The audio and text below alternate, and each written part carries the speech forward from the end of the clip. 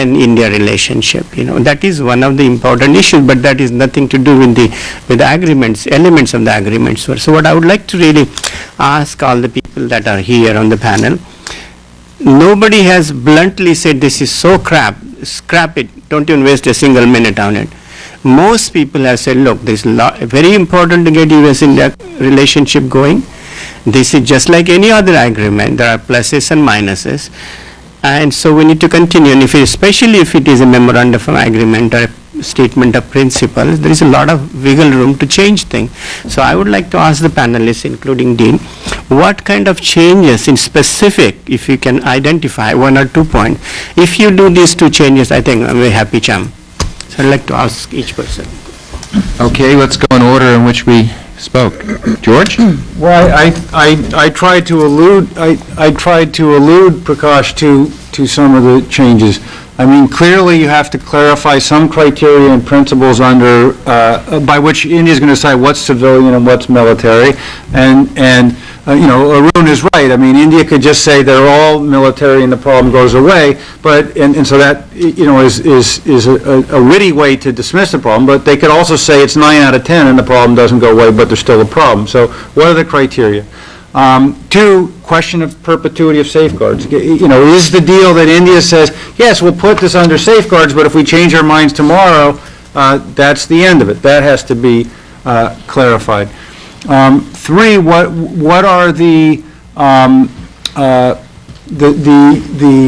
country's neutral rules that the Congress would like to write into U.S. law, so that when, Pakistan or somebody else comes up seeking the same favor, you have laws that aren't big loopholes that you can drive AQ Khan's, a Mercedes through, that you sit there and say, these are criteria that we can live by.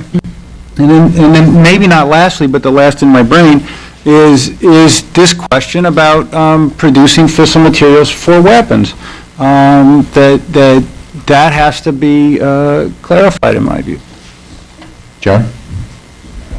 I would just very quickly, for me, say one thing: fissile material cutoff of fissile materials production would be the one thing that would perfect the deal in my view. And maybe let me say one more word about that, in part in response to some of the comments that Dr. Arunachalam made.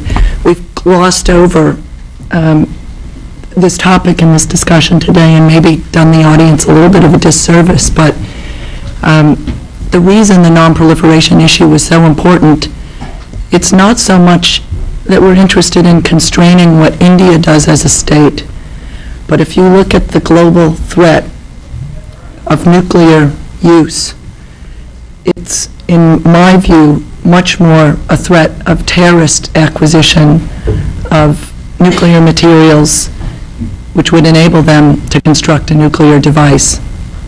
Short primer on that: there are 2 nuclear materials that can be used to produce a weapon, either plutonium or highly enriched uranium. Plutonium is a man-made substance. It's derived from irradiating uranium in a reactor and then extracting the plutonium from the irradiated fuel rods through a chemical separation process.